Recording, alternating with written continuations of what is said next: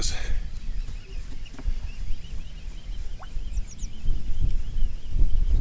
Threw that bladed jig over there. Felt the vibration. Vibration went away. This guy got it. First one this morning. Second or third cast. Got him on a 3/8 ounce chatterbait. Just a shad pattern. Worked real good.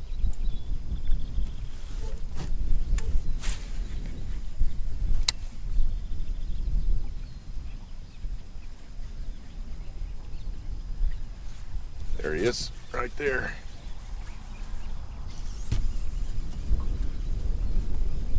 Almost the exact same spot.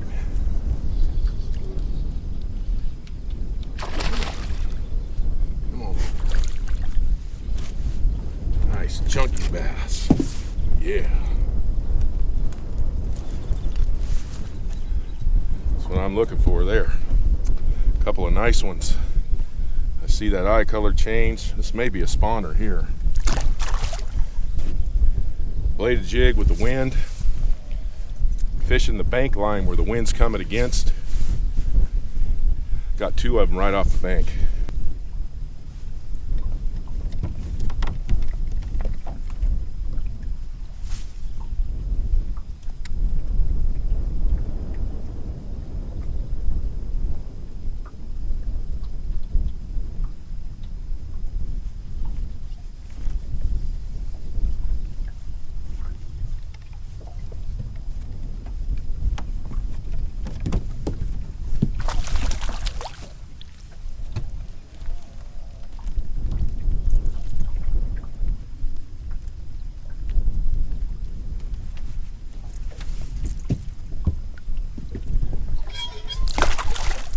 A little later on, I'm going to talk to you in depth about this bait.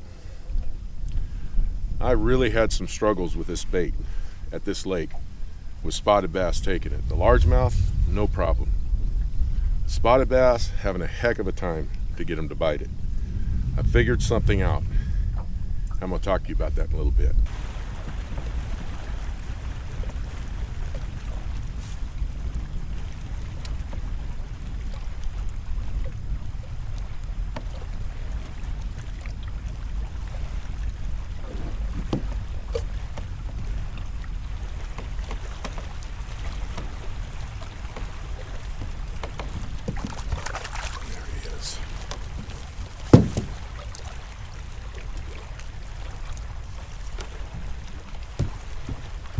The old bladed jig in the wind. Good stuff.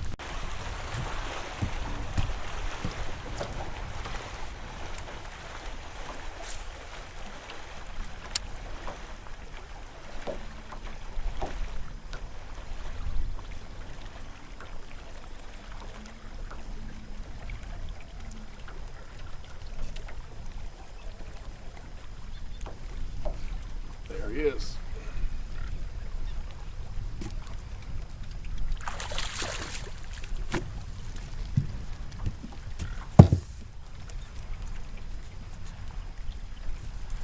I don't know if there's any science behind this at all, and I don't even care because I figured it out anyway.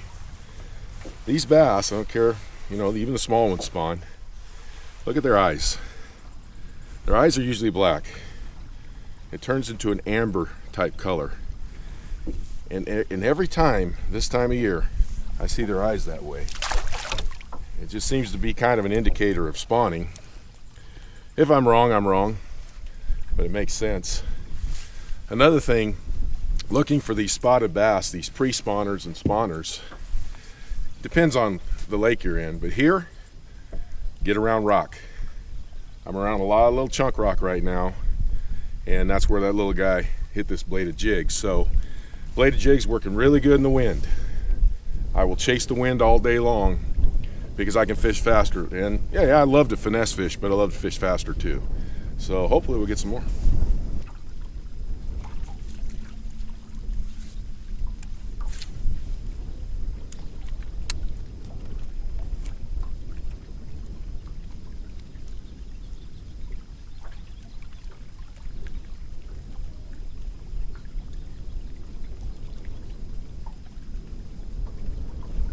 he is.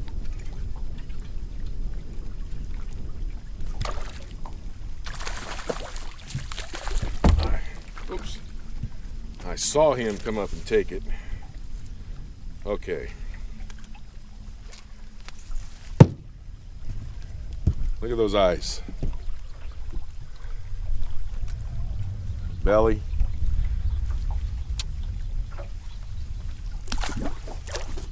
Here's what's funny about the last two I caught. I'm in 19 foot of water, casting it up against the bank here where the rocks are. Both of those bass came up from deeper water and hit that bait. I'm not giving them a good look at this. I'm using a lightweight one, a 3/8 ounce. I'm keeping this thing right under the surface like I do a spinnerbait. They're not getting a good look. And from 19 feet, they're coming up. I mean, I saw him right there come up and take that bait. So, you know what that means? They're real aggressive right now.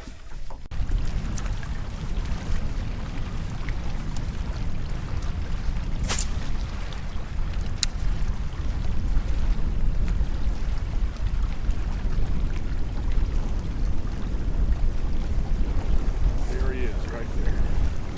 First cast in this area.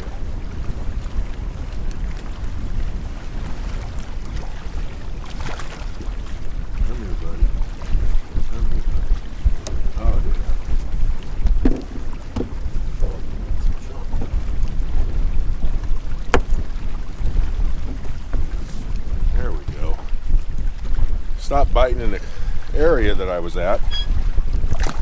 So there's a point out here. Again, you got all this rock. You got deep water out here coming up to shallow water. And that just appears to be the way they're rolling today. You know, they're making me very happy today.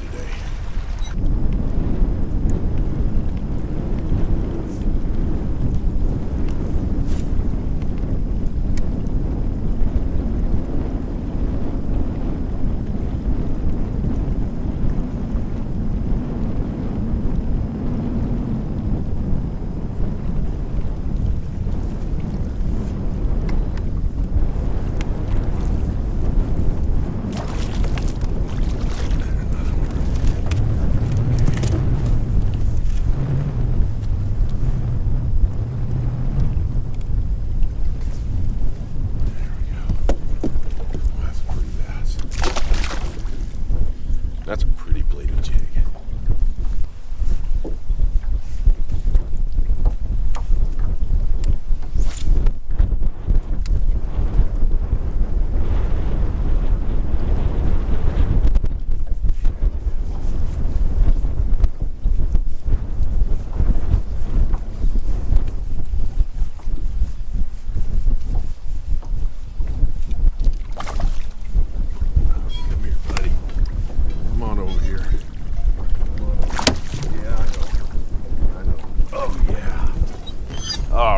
There he is. That's what I've been looking for. I caught some nice ones. This old boy right here, or girl, it don't matter. Check that out. Good 3-pounder. Goodness gracious. This is what I've been looking for today. That belly. Wow. You know, I gotta tell you, I don't have to worry about the bass having the coronavirus. None of them have been diagnosed with it. Isn't that awesome? Give a big old kiss, hug them. Nice 3-pounder. Look at that tail. That tail's getting torn up. That's a spawning habit with bass. They have weird habits when it comes to spawning. The male comes up, nips on the tail, and tears it up. So, that bass there, I have moved all the way over here. The dam is over on this side. It's over there by a bush. And bladed jig, wow. When I take this bow down, I'm going to tell you the mistakes I've made out here with the bladed jig and how I solved it. So cool. Needed a 3-pounder today. Makes you feel good all over. Hey everybody, it's Dalton. I'm wrapping up the day. The bladed jig, chatterbait, worked out great. What I want to do to end the video is give you my setup and tell you why I think the chatterbait was so successful today. First of all, I love fishing with shorter fishing rods. I use the long ones too, but this is 6'8". It's a short rod. It's an Okuma EVX. It has become one of my favorite rods. I ordered another one, and we had an Amazon order, so I added it in on an Amazon order. I came home yesterday. UPS and the way they wrapped it, or whoever wrapped it, did a crummy job, so a one-piece became a two-piece. It broke, and I'm gonna have to send it back. But this is the rod of choice for me on a number of different baits. I'm using a 7:5 to 1 gear ratio Lew's speed spool. I got this from Amazon. This is a brand new one. Now the bait that I use is just simply the original chatterbait. Okay.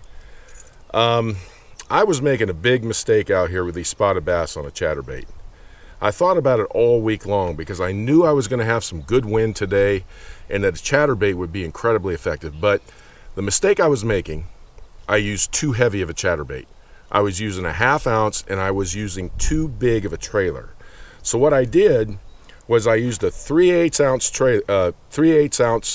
chatterbait, and I used a different trailer. Now I left it over there, so if you'll give me just a second, I'm gonna run over there and grab it. This is a Zoom product. They're called split tail trailer. This is a silver rainbow color. I also have them in chartreuse. So the key that I found out for these spotted bass, I was using bigger, thicker trailers, and I couldn't get bit. I would catch the largemouth out here, but I couldn't get a spotted bass to commit to a bladed jig. So I went lighter, I used that trailer, and as you can see from the video, it made all the difference in the world. Right now, there's a big storm coming through here that's starting, I think, tomorrow. We're going to try to come out here tomorrow. I'm hoping it's not going to rain too much. I had an unfortunate accident. I had a real nice set of frog tog rain gear. I decided to wash them, which is fine. But the stupid thing I did, I put them in the dryer. I get them out of the dryer, and my pants fit like skinny jeans. I don't rock skinny jeans. So I had to throw them away. If I get back out here tomorrow, I'm just going to get wet. I don't have any rain gear. I wasn't going to buy any rain gear because I thought the rainy season was over, and now we got a storm coming through here that's going to last a few days.